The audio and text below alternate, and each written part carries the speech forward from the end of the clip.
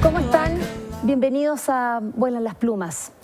Hoy día vamos a iniciar un ciclo con mujeres imprescindibles para entender el Chile de hoy. Y en esta tarde me acompaña una de las más grandes escritoras, artistas y, bueno, ensayista, pensadora, Diamela El Tit, a quien voy a presentar a continuación. El golpe de Estado cívico-militar del año 1973 encontró a la licenciada en letras Diamela El Tit con 24 años de edad realizando un posgrado en el Departamento de Estudios Humanísticos de la Universidad de Chile.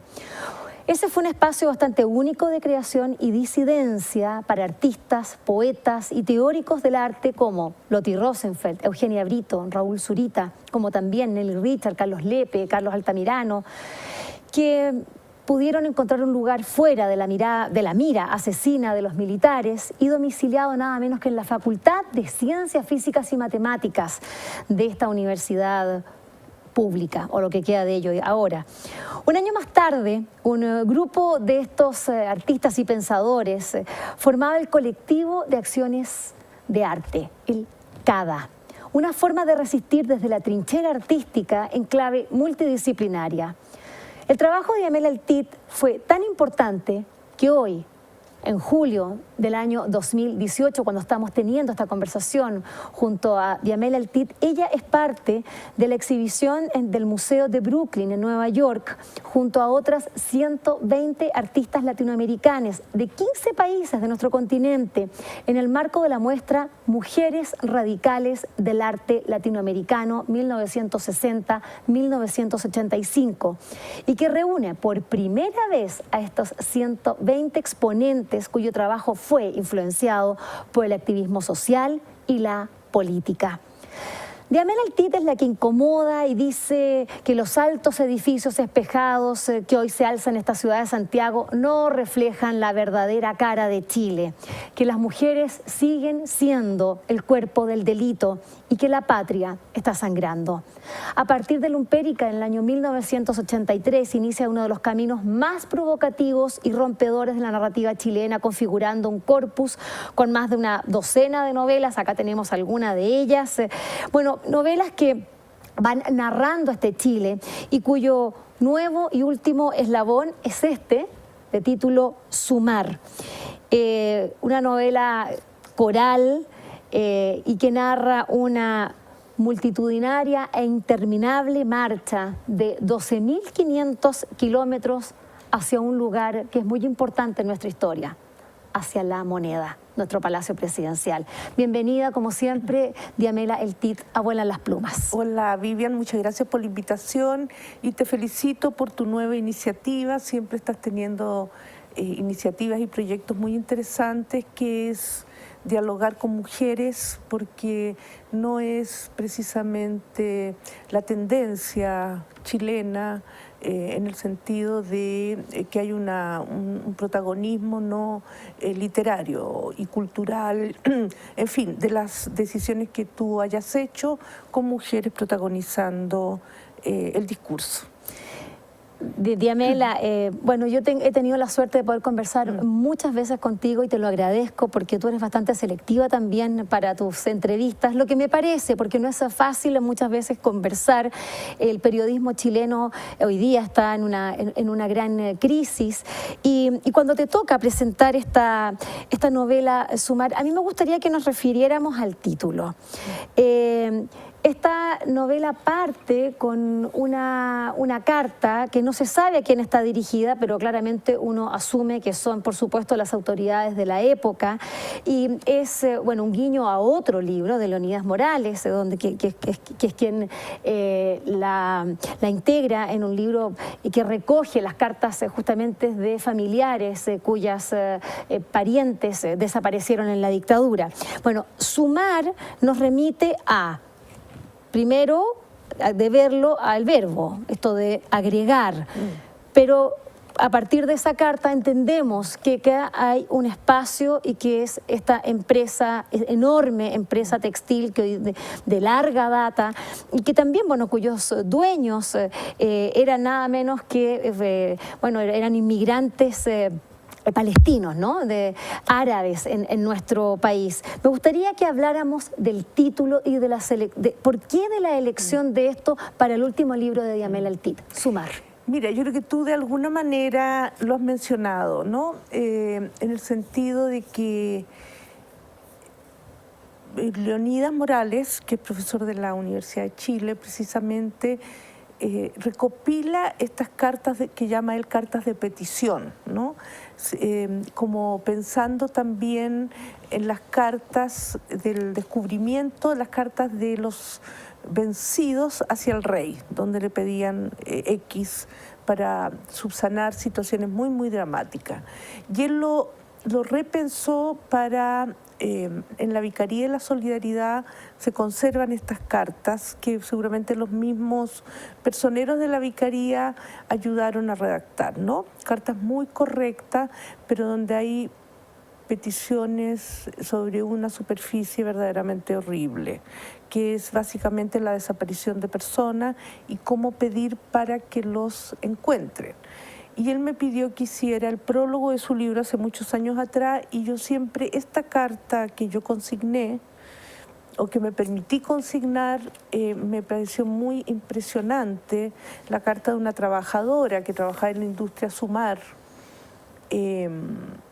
Sumar en realidad, yo creo que Sumar. Sí, es Sumar. En la industria Sumar y que la fusilan, la sacan a una joven trabajadora, la llevan al Estadio Nacional, la fusilan y la entierran en el patio 29, además con el agravante que la entierran con otra persona en el mismo cajón. Y el padre, de manera muy correcta, pero también desgarradora, pide separar a su hija porque el padre no le cabe en la cabeza que en la ceremonia fúnebre que cualquier gente requiere, esté enterrada con otra, además no solo fusilada, ha desaparecido su hija, sino que además está enterrada con otra persona. Y tengo entendido que tampoco lo separaron. Entonces no accedieron, digamos. Dijeron que sí, pero no lo hicieron. Entonces eso me da vuelta en algo que va más allá del crimen, sino también esto lo vi como un teatro de la crueldad. Siempre me dio vuelta. Ahora, no quería yo penalizar la industria Sumar porque no corresponde, es su lugar de trabajo, de ahí la sacan y además yo misma, mi abuelo era palestino también, entonces no se trata de un ataque a la industria porque esa industria tuvo mucha historia y una historia también tensa, sus trabajadores fueron muy peleadores con la industria para pedir mejores derechos, que tienen toda la razón. Y por otro lado pensaba en cómo Sumar, que se necesita suma para cambiar un estado de cosas. Si tú no sumas, no. Tú también necesitas un colectivo. Más allá de las individualidades, sobre todo este tiempo, hay que pensar en términos más colectivos. Bueno, como bien decías, me gustaría que pudieras profundizar respecto de la inmigración, lo que significa, bueno, tu abuelo palestino, partir con como bien dices tú, es decir, acá ya no se habla de eso, es decir, esto es solamente un contexto histórico en el que sitúa al lector para después ingresar a esta marcha de chilenas y chilenos que están abandonados por el sistema en general, por el Estado, por todos. Hablemos de la inmigración a propósito de sumar y agregar en tiempos en que, bueno, hasta hace escasos días hubo un cacerolazo, nada menos que en Las Condes, para que no se pusieran viviendas sociales, ni siquiera para inmigrantes, sino que estamos hablando de los propios chilenos que excluyen a otros chilenos. ¿Qué pasa? ¿Cómo se trasluce esa xenofobia, aporofobia a propósito de este rechazo a la pobreza, como lo ha establecido este nombre, Adela Cortina?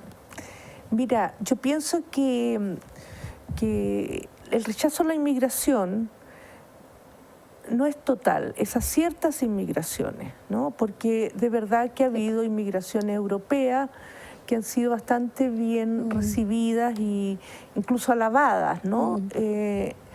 Pero sí a lo que tiene que ver con inmigraciones latinoamericanas, yo diría que ahí se produce, y especialmente inmigraciones que tienen conexión con, en el caso latinoamericano, con mundos indígenas. Es ahí donde se produce el corte, ¿no? Y un rechazo que no puede ser desconocido, porque es común. En el caso árabe fue muy fuerte el rechazo a la colonia árabe, ya está lo suficientemente documentado como fue aislado efectivamente por las élites. En mi caso particular, más de una vez me dijeron turca en el colegio. Yo no entendía bien por qué, porque encontraba un poco estrambótico que me dijeran turca. Sí, más aún cuando el Imperio Otomano fue claro, porque además que los mató. Y además Turquía es otro país, otro espacio, sí, ¿no? Pero entendía que era una manera de disminuirme, la turca, ¿no? Pero en realidad tengo resistencia y la turca no aflojó como la turca que era yo frente a esos decires, no me sentí, pude resistirlo muy bien. Pero entonces incluso hasta en la historia tengo algunos episodios, por supuesto fue minoritario porque la gente o mis amigos no seguían esos pasos. Entonces yo misma tengo un punto mínimo, sin herida en mi caso, sobre eso, pero me imagino cómo será en el caso de las migraciones, lo masivo de este rechazo, en el caso haitiano, que además tienen diferencias raciales por el color de la piel. Ahí debe ser un infierno, o sea, no me cabe la menor duda, sin entender los aportes que toda cultura trae, ¿no? Y esto que tú dices de las viviendas sociales es el producto. A ver, primero, otros países no son así, no tienen esta geografía, territorialización tan cruel también como la chilena, que definió barrios y expulsó, porque hubo una expulsión a la gente más vulnerable hacia las periferias de la ciudad, y sobre esas periferias se construyeron periferias de periferias de periferias. Pero eso no pasa en México, no pasa porque al lado de una mansión puede haber grupos bastante vulnerables. Eso es algo chileno, dado tal vez por esta cabeza un poco agrícola que todavía hay, no muy conservadora, de la época de la hacienda. Entonces yo pienso que esta vez Lavín atinó, aunque las viviendas sociales que él propone son lujosas, pero qué bueno. Claro, fantástico. Qué bueno, pero son imposibles de replicar a esa escala en otras partes, ¿no? Pero eso te habla del rechazo a una integración que se terminó de escribir, yo creo, con la dictadura. La dictadura fue feroz en la sacada de gente más vulnerable de los sectores. Y creo que todavía está, bueno, cuando preguntas si quedan ecos, bueno, ahí lo tiene en Las Condes. Bueno, claramente es una... son hechos que van impactando, pero por lo mismo mejor, porque demuestran de manera palmaria lo que está. Sin embargo, por esto de que nosotros nos aceptamos y creemos que esto es lo más normal del mundo, no lo vemos en Chile. Me gustaría pedirte, Diamela, que leyeras, que partieras leyendo tu novela. ¿Por qué empiezas así esa novela? Me gustaría que lo contaras después, porque de inmediato ya nos vamos asomando a una voz que es muy característica en la obra de Diamela y que nos sumerge en una manera de sentir, de ser, de estar, de personas finalmente, pero de seres que que nos dicen cosas que no esperamos en, bueno, lo que es una novela o lo que están acostumbrados la mayoría de los chilenos cuando hablan de novela, digamos. ¿Cómo le llamas tú, novela esto así Novela, a secas? sí. Sí, a secas. No, Sí. de repente nos dice, ¿no te sientes como que se sale un poco del género y dices, a ver? Fíjate que no, porque la novela también es una superficie amplia. Entonces hay muchas vías también, ¿no? Lo que pasa es que de pronto estamos un poco pedagogizados con los lineamientos editoriales, más que con lo que los novelistas hacen, porque hay muchas novelas que tienen otra dirección, pero las grandes editoriales no las acogen, ¿no? Entonces, en ese sentido, yo pienso que yo tengo suerte que me acojan y está en la Feria de la Novela. Te voy a leer un párrafo para no aburrir. No somos piadosas. Mi tocaya se afirma los riñones con las manos, se me van a caer, dice, y después se ríe. Me imagino la fortaleza inamovible de sus riñones, el par que tiene. Existe una nube que se expande agobiada por la omnipotencia de su captura. Parece invisible, aunque porta una materialidad abrumadora. Una nube inubicable para nosotros. Está radicada arriba, abajo o entre los intersticios de un subterráneo o en la síntesis proteica de una comida espacial. Bueno, este es el primer párrafo de esta novela y ya tenemos una cantidad de información bien interesante como para poder conversar. A ver, ¿por qué no somos piadosas de partida? ¿Por qué entrar así? ¿Quiénes son ellas? ¿Quiénes son estas no piadosas? Sí, yo creo que no son, por decirlo de alguna manera, pensé, no sé si lo logré, protagonistas no demasiado sentimentales, ni menos religiosas, sino más bien con una dirección, que es la dirección de la marcha. Usé la palabra tocaya porque me gusta anexar términos locales, populares, ¿no? La idea de la tocaya, que también puede ser entendida como la idea del doble en otro registro, ¿no? Pero mi tocaya, cuando hablo de mi tocaya, o cuando hablamos de cualquier tocaya, hablamos de un doble en algún sentido. Y que tú no tienes de partida. Sí, porque... no tengo por ahora. Hasta ahora. Y por otro lado, me interesa la tecnología como en el sentido que ya somos tecnológicos, ¿no? Primero que somos una cifra para la tecnología. El caso de Facebook fue muy notorio, como somos insumo para nuevas plataformas políticas, para mercado, es decir, somos parte de la tecnología y somos insumos tecnológicos desde los cuales las empresas pueden establecer políticas, ya sea de comportamiento o de consumo, ¿no? Entonces, y por otra parte me interesó también la cuestión del tiempo cronológico, el tiempo cronológico como ficción, es decir, quise anexar tiempos para ver las coincidencias entre ellos, ¿no? Sí, porque es una marcha que tiene 372 días, ¿son exactamente? Que, bueno, ahí hay un guiño, ¿no? Con la extensión del recorrido, con el proceso chino, con esta gran marcha. Pero nuestro país se ha visto inundado de marchas, entonces el que tú partas con una marcha es porque estás retratando también esa realidad.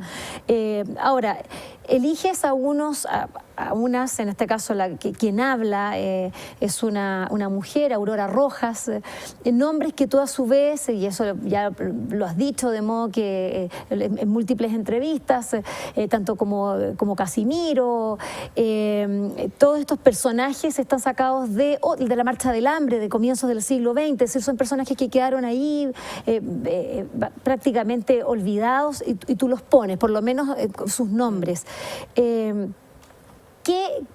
¿Por qué elegir a los ambulantes? ¿Cómo entraste a esta marcha? Porque yo imagino que tú tienes que haberte sumergido en algún minuto y decir, no, ¿cómo fue que ingresaste y creaste esta marcha? Porque no había nadie y la creaste tú. Mira, la verdad es que puede parecer un poco irreal, pero la verdad, para ser muy sincera, es que yo me siento en mi computador y de pronto aparecen cuestiones que yo ni siquiera había previsto, ¿ya? Y me parece que sobre eso podría establecer una novela.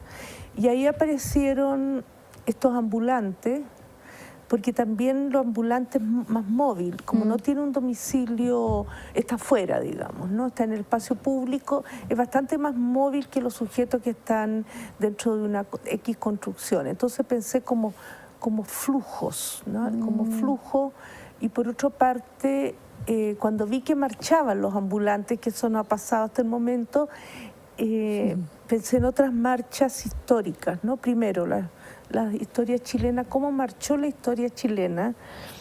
Me pareció interesante momentos de coincidencia, de diferencia, etcétera. Y por otro lado, hace años estuve bastante interesada en lo que llamaban la globalización desde abajo, que es como desde China, o sea, todo este mundo a veces inesperado, ¿no? Como desde China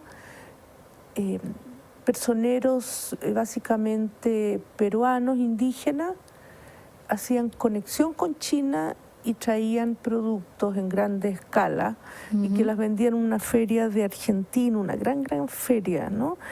Y me interesó esa otra producción que ¿a dónde va a llegar? Va a llegar a las ferias libres, a la calle, y que muchas veces duplica grandes marcas.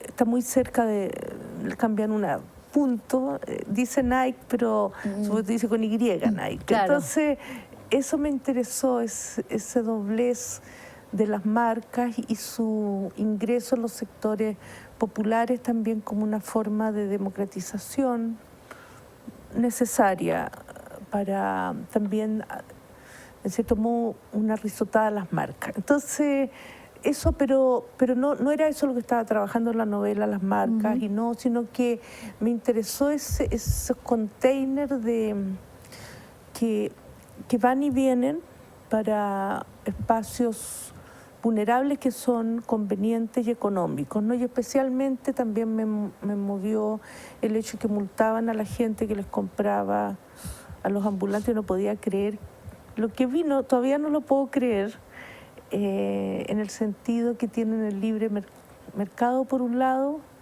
Pues si tú le compras a un ambulante te multan. Una cosa es que multen al ambulante, pero si tú puedes comprar lo que se te antoje, la libertad de compra, no puede, ¿cómo es eso? Que te multen al comprador, porque una cosa es que multen al ambulante por no pago de impuestos, etcétera, pero los ambulantes tienen su estrategia y se arrancan. Pero pensé que era muy insólito, no podía creer, todavía no lo puedo creer, que la locura para mantener el statu quo del objeto, ¿no? El objeto comercial. Entonces, me pareció, todo eso de pronto me vino y me validó la idea de trabajar con los ambulantes, eso fue. Ahora, lo interesante es que acá tú lo que vas estableciendo es lo que va... A mí me recordaba, ahora que pienso, fíjate que como que la reminiscencia, así como Autopista del Sur, como de Cortázar, como que nada, esa gente que se queda parada en un minuto, pero claro, en este caso la gente va marchando, pero es un grupo humano absolutamente aleatorio, que no tiene que necesariamente conocerse, y cómo se van asignando roles. Por ejemplo, lo que va pasando con Casimiro Rojas es bien interesante, porque bueno, él se va convirtiendo, va adquiriendo los visos de un líder político, sí, claro. Vocerías, y bueno, y va a empezar a manipular un poco los momentos, cuándo hacerlo, y ellas mismas, tanto Aurora como las dos Auroras, empiezan también a leerlo en esa clave, ¿no? Lo que pasa es que hoy día no puede decirlo, no, es que tiene un megáfono X que fue comprado en tal parte, pero con ese megáfono va a pasar esto otro. ¿Qué es lo que sentías en esa marcha? Porque tú has dicho que, bueno, también uno sabe, tú eres una activista muy marchera, incluso lo has dicho en algunas entrevistas, que es que... de modo que tú entiendes lo que es ese flujo donde la gente va caminando y lo que va sucediendo. ¿Qué te pasó cuando empezaste a crear esta marcha? ¿Qué es lo que querías producir? Bueno, yo en general dejo, cuando surgen personajes, los dejo que actúen de acuerdo a las características que van formulando, ¿ya? Y Casimiro, bueno, Casimiro era Casimiro, un dirigente habilitado. Las mujeres son también sus escuchas, pero también lo manejan también, ¿no? Tienen un poder más escondido, pero lo tienen. Entonces, pensé que en la marcha a la Moneda, pensé que marcharían a la Moneda, porque estaban marchando, pero no sabía dónde. De repente marchaban a la Moneda, en el doble sentido como casa de gobierno y como dinero. Entonces, pensaba también en cómo las minorías se fragmentan, porque también hay tensiones por el poder. O sea, en todas partes hay poder, incluso en los sectores más, aparentemente más desprovistos de poder, hay poder que se ejerce de los unos sobre los otros. Entonces, también no quise escamotearles el poder a los personajes y darles más estatuto también, incluso el estatuto de la paranoia sobre el poder, cómo quitarle el poder a Casimiro, cómo poner a la otra, cómo, en fin. Y esa tensión que tiene todo grupo, desgraciadamente los grupos que se inician tienden a quebrarse, ¿no? Y eso le sirve a la hegemonía, es un atributo fundamental, ¿no? Entonces, en ese sentido, dejé estos personajes que hicieran su tarea, siempre sorprendiéndome cuando iban pasando cosas que a mí me sorprendían, y por lo tanto tenía que seguirles yo el hilo a ellos más que ellos a mí. Entonces no pensé tanto en verosimilitudes o lo inverosímil, sino en saber que eran posibles, más que existentes en una posibilidad, ¿no? Pero que esa posibilidad ha estado en todos los tiempos, en todos los movimientos sociales que quieren cambiar, que están ahí de manera, si tú quieres, épica, maravillosa, y de repente no resultan del todo, y puede haber un fracaso, pero un fracaso finalmente necesario. Sin eso no estamos jodidos. Bueno, estamos en el año 2018, sí. Están todavía las reminiscencias de lo que fue ese mayo del 68, cómo se van cumpliendo ciclos. Me imagino que para ti también tiene que ser muy interesante poder hacer un paralelo. Estamos conversando con Diamela Eltit a propósito de su novela Sumar, depende de cómo queramos tomarlo, pero claramente si estamos hablando de movimientos sociales, de reivindicaciones, de lo posible, y ojalá nunca más de lo imposible, sino que de posibilidades. Vamos a hablar también de lo que pasa con el movimiento feminista y que también las mujeres han salido este año, bueno, quizás como en esa época, volvieron a las calles a tomárselas para exigir un espacio entre la sociedad. Vamos a una breve pausa, ya volvemos con Diamela Eltit en Vuelan las Plumas.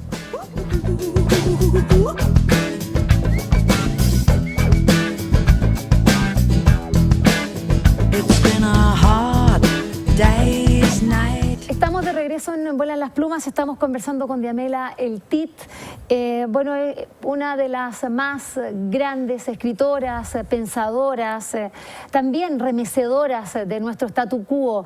Quiero recordarles, porque hay un hecho que no ha sido muy conocido ni muy hablado. Ella en este minuto, estamos en este momento en julio del año 2018, ha sido seleccionada dentro de 120 artistas latinoamericanas en una enorme muestra en el Museo de Brooklyn en Nueva York, mujeres radicales de arte latinoamericanos del año 1960 a 1985, y allí está la obra de Diamela Eltit. Ustedes dicen son sus novelas, no, son otras obras, son obras que ella hizo cuando era parte del colectivo de acciones de arte, del CADA. el feminismo y la voz de las mujeres, tú lo tomaste como una bandera, más que sí, bandera de lucha, por supuesto, pero era una manera de ser. Eso no era algo del momento, sino que hasta ha marcado todo tu pensamiento, toda tu obra, tu postura, tanto ética como estética. Diamela, hoy día, en tiempos en que las mujeres, claramente, hoy día las muchachas se toman las universidades para hablar de la desigualdad de género, para hablar del maltrato, las denuncias a personajes que antes eran prácticamente intocables, están cayendo así como un dominó. ¿Cuál es tu mirada de lo que está pasando hoy día? ¿Cómo te sientes tú frente a esa lucha que todavía continúa? Mira, me parece, por supuesto, extraordinario que haya empezado un movimiento muy visible, poderoso y numeroso sobre la cuestión de la mujer en la esfera social. En mi caso particular, yo trabajé bastante con mujeres, etcétera, etcétera, y los 80 especialmente, ahí estaba Julieta Kirburg, que es una pensadora extraordinaria local, pero me faltaban saberes a mí, me faltaban saberes porque yo creo que cuando tú ingresas en algún punto tienes que conocer lo local al menos, ¿no? Puedes leer teorías, puedes leer muchas teóricas feministas que piensan, digamos, desde el punto de vista simbólico, pero también quería saber qué había pasado. Y escribí un libro, que fue en realidad no es un libro de historia, es una crónica sobre el sufragio femenino en Chile, y allí entonces tuve un panorama bastante interesante, seguramente siempre incompleto, porque la historia también ha sido muy cruel al dejar fuera mujeres que tuvieron una participación muy interesante. Entonces, en definitiva, con ese libro que se publicó el año 94, pero porque yo lo estuve haciendo desde los 80 para habilitarme en eso. Me di cuenta que en Chile el movimiento había empezado en el siglo XIX, en distintas formas, ¿no? Y que esto se había materializado en algún punto cuando en el siglo XIX unas señoras de San Felipe fueron a votar, ¿ya? Porque no había nada que se los impidiera, fueron a votar, pero la mesa se sorprendió que fueran a votar y no las dejaron, y esto avanzó como noticia, y ahí se prohíbe expresamente votar a las mujeres, a la gente con daño intelectual y a los analfabetos, ¿no? Ahí se prohíbe exactamente después del acto de esta señora de San Felipe.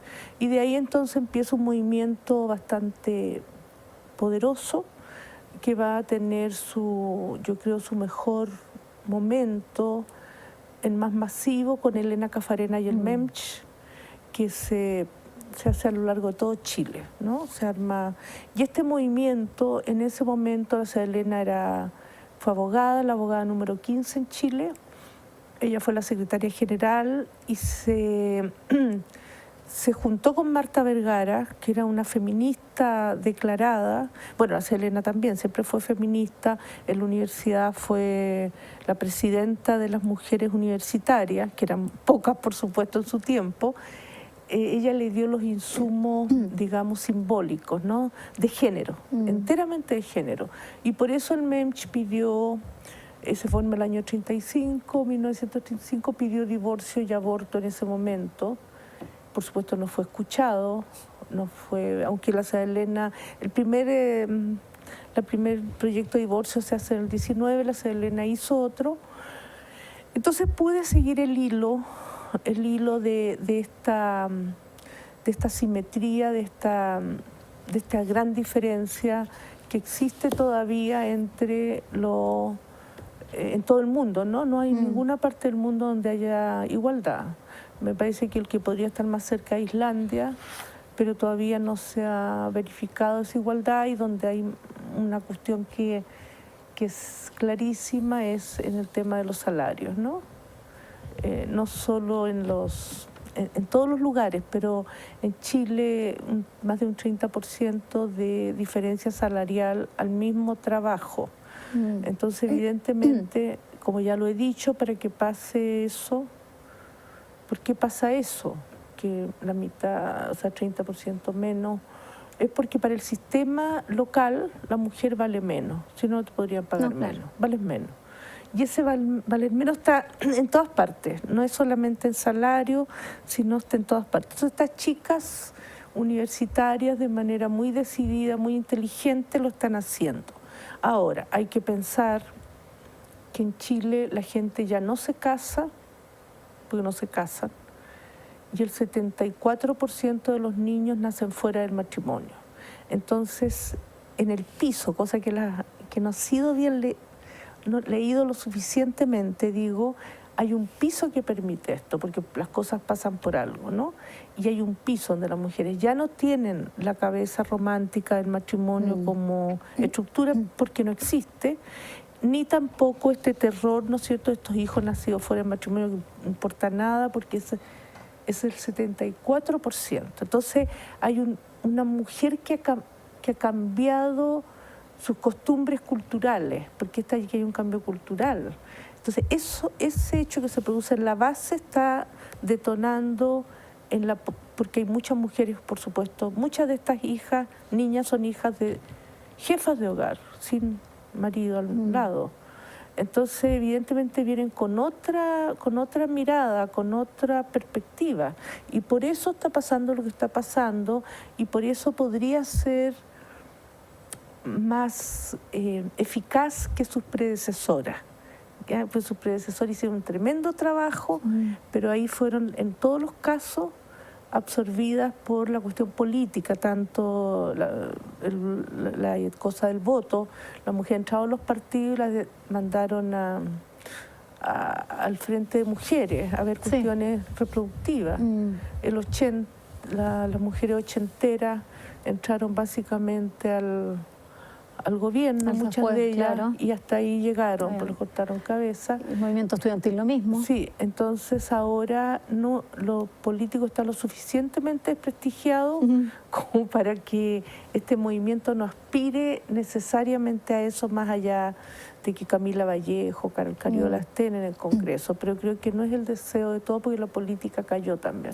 Es bien interesante escucharte, Diamela, y hablar de ese piso sobre el cual se desenvolvieron o que dejaron ciertas mujeres. Este libro, No hay armazón que la sostenga, nada menos un título que me encanta. Bueno, la editora Mónica Barrientos, en esta colección Mujeres en la Literatura, un libraco de la Universidad de Talca, que se inicia esta colección justamente con Diamela Eltit. Hay una serie de estudios teóricos, estudios críticos, entrevistas, materiales con los que uno puede asomarse a lo que es la vida y obra de Diamela Eltit. Volviendo al piso, ¿cómo recuerdas tú aspectos que hoy día prácticamente no se recuerdan? A mí me correspondió justamente a propósito de esa participación tuya en el Museo de Brooklyn, ir a tus trabajos de esos años en el CADA como artista visual, artista en realidad haciendo performance, estas acciones de arte como ustedes la llamaran. Cuando Diamela Eltit barría la calle o la baldeaba y trapeaba la acera frente a un prostíbulo, cuando estaba sentada allí con las prostitutas leyéndoles un texto, cuando besas en la boca a un pordiosero, cuando Diamela después toman el movimiento No Más, que me parece muy interesante, y ahí hay una cosa que después podemos conversar al puesto de la política. ¿Cómo recuerdas esa época? Porque ahí no había piso, ahí estábamos en una dictadura y ustedes como mujeres, junto a Lotte Rosenfeld, hicieron un trabajo temerario, verdaderamente. Es decir, valiente, por supuesto, pero rozaba en la temeridad. Ustedes se jugaban la vida y logrando cosas imposibles, como por ejemplo, que yo encuentro maravilloso lo que hicieron con AI Sudamérica, que eran estos panfletos que consiguieron todos los permisos, los votaron sobre la moneda, un espacio, ¿no? En la moneda no. No en la moneda, pero que hay una población. En todo Santiago, pero es particularmente Santiago centro, ¿no? Y era un texto bastante, digamos, crítico, si uno lo leía. Sí. Y no pasó nada, hasta que una caja de panfletos completa cayó arriba de una comisaría. No, que lo encontré divertido. Y que le hicieron pagar después por los daños que había causado el techo. La ley de gravedad fue aumentando el peso, el paquete. Eso no es tan recordado, no es visto lamentablemente en este país de poca memoria. Estoy segura que en un poquito tiempo más sí va a ser tomado, porque esos materiales están en internet, uno los busca y allí está Diamela haciendo unas cosas impresionantes. ¿Cómo lo recuerdas? Mira, a mí me pasó, fue un momento de unos años en que viajé por esos lugares, ¿no? Y para mí fue muy interesante porque también rompí presupuestos que yo misma tenía, ¿ya? En el sentido de que pensé que iba a haber, si yo iba a leer a Maipú, donde había una serie de prostíbulos muy, muy vulnerables, o sea, verdaderamente con condiciones de vida terroríficas para esas chicas que trabajaban ahí. Entonces, pensé qué significaba con la idea del lanzamiento, de leer algo ahí. Y me di cuenta que ellas fueron muy... Bueno, llegó la gente del lugar, claro, gente del lugar, gente del mundo, digamos, artístico, cultural, éramos muy pocos, unos 6 gente, y el resto eran todos que se llenó, eran de Maipú. Y hubo, sin embargo, una recepción muy respetuosa, muy positiva. Entonces ahí yo me di cuenta que no había un gran cambio. Después, en lo del pordiosero, también yo pensaba un beso de Hollywood al revés, por decirte, con otro registro, ¿ya? No la idea del príncipe azul, del bello, del actor de cine, sino otro intercambio. Pensaba cómo va a ser, y le conté a la Lotte seguía todas mis chifladuras, me dijo, vamos. Y fíjate que me di cuenta que no había ninguna diferencia entre el beso con ese hombre, como beso, estoy hablando. El contacto físico, ninguna diferencia podría haber yo besado a un gran actor de Hollywood, habría sido lo mismo. No había, para el beso mismo era posible y tenía el mismo efecto, no hubo ni una diferencia. Entonces, pero encontré interesante rescatar la idea del beso como un icono de lo femenino, ¿no? El beso, y por eso con Lotte, que fue muy generosa, se pudo recuperar eso mediante las fotografías que tomó, etcétera, lo filmó también. Entonces pero también fui ahí, fue muy positivo, después volví al libro, pensaba que el libro era insuficiente, en fin, tenía una serie de teorías inflamadas de la época, pero de ese tiempo sí rescato algo que volvió al libro, que fue el encuentro con el padre mío, que era un indigente esquizofrénico que vivía cerca de Recoleta, ¿no? Entonces él entró al libro, lo pude recuperar, ¿no? Hacerlo libro, por decirte, porque me pareció un habla muy interesante. Pero todo eso fueron experiencias culturales que yo fui acumulando y que seguramente me han servido después para tener más cercanía con ciertos lugares, que no sea una retórica meramente hasta oportunista, por decirte, sino que yo he pasado el cuerpo por ciertos lugares y puedo conectarme sin ninguna simetría, de manera totalmente simétrica, como con la persona de la calle y nuestro beso, o leer en un prostíbulo sin ningún problema. Y Y hoy día, tú dices, en esa época eras las locuras que tenías, esas locuras no... hoy día prefieres el registro escritural solamente o se te viene, porque yo creo que se te tienen que ocurrir de repente algunas locuras. ¿Qué es lo que te para de repente no hacer alguna de esas locuras que se te ocurren? Mira, lo que sí, donde me doy yo permiso es en lo literario, ¿no? Es decir, en el sentido de ampliar la frontera, ¿no? Que no es tan simple, porque hay momentos en que yo me digo, pero ¿qué estoy haciendo? ¿Qué estoy haciendo? Claro, cuando yo te decía, pero es novela... Sí, pero ¿qué estoy haciendo? Ajá, Cuando voy ¿sí? toda una serie de recursos que son menos transitados, pero yo digo, bueno, hay que dejarlo, ¿no? Entonces ahí también me doy permiso para viajar por la letra, por decirte, llegar a zonas que no son tan masivas o tan centristas. Entonces, ¿cómo pensar la estética? Y que lo pensé mucho en esta novela, Sumar, sobre todo con datos específicos, minoritarios. Mucha información. Mucha información que cae sobre estos cuerpos. Exactamente. Entonces, eso no es simple de llegar a eso. No, encontrar ese recurso, o en otra novela que puse, Las armas, sí, todas las armas, algunas atómicas, en fin, distintas armas. Entonces cuando tú llegas a eso es como leer en un prostíbulo, o desde el punto de vista literario, porque son cuestiones en las que tú entras que son menos transitadas, ¿no? Pero tú puedes volver todo eso entrarlo en una estética, que es lo que yo traté de hacer con ese tiempo performático, ¿no?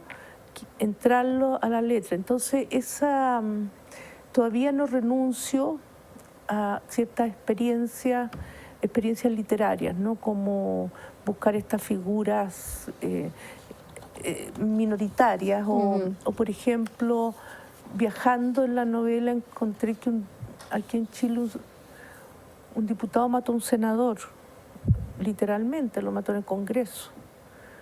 Lo puse en la novela yo, con sus nombres y apellidos, pero nunca nadie habla de eso. Entonces tú te encuentras con que porque el crimen vende, por decirlo así, decía Marx, el crimen es muy atractivo como situación. Y dime tú, si un diputado mata a un senador adentro del Congreso, ¿no crees tú que debería quedar en el registro de la memoria chilena de manera poderosa? Pues, mataron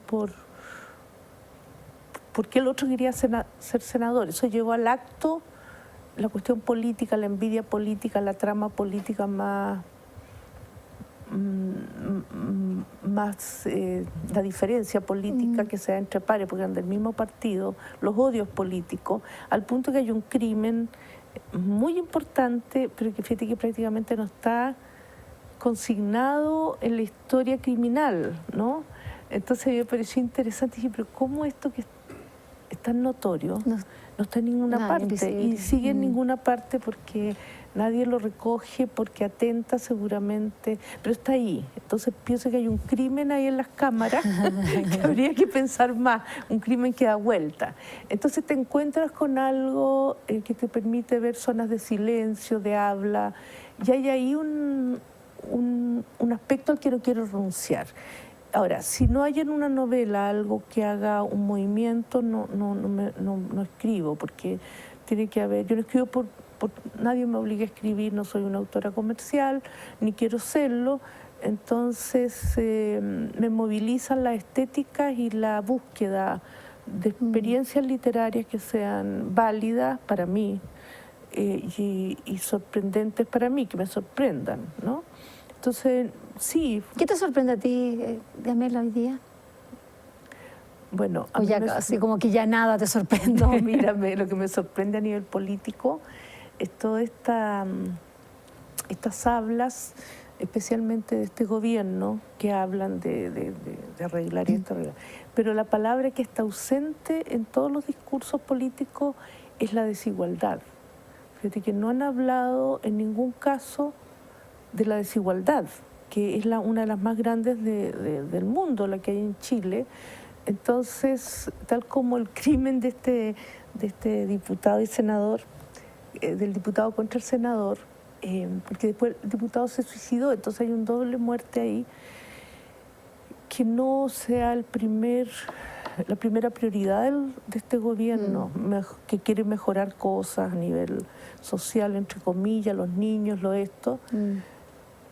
Todo eso es parte de una desigualdad sin límite, pero no dicen eso. No, porque hay una Entonces cosa... me sorprende. ¿Y tú ¿Cuándo decir desigualdad? No. Decir Tú lo buscas, estás esperando. Estoy esperando que diga que el problema que tiene Chile es la desigualdad y no. Dicen que hay que hacer más empresas, más esto, pero la palabra está prohibida en ellos. Bueno, Diamela, el TIT ha obtenido algunos premios. En realidad, el premio que entregó justamente a la universidad, el que entrega la Universidad de Talca, que es el premio José Donoso. ¿Qué otro premio más? Acá lo tenía anotado, lo tenía por allá en realidad. Municipal de ensayo. Y por ahí... De la Católica. Claro, José Nuez. Y en realidad no. Muy poquito para la obra. Por cierto que...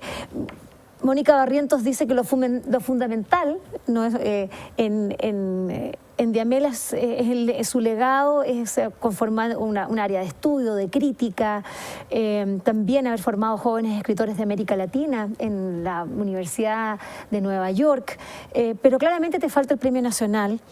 Y tú has dicho que no quieres postular porque crees que eso, lo dices textualmente, como le decías a mi colega Roberto Cariaga, que es un campo de humillaciones.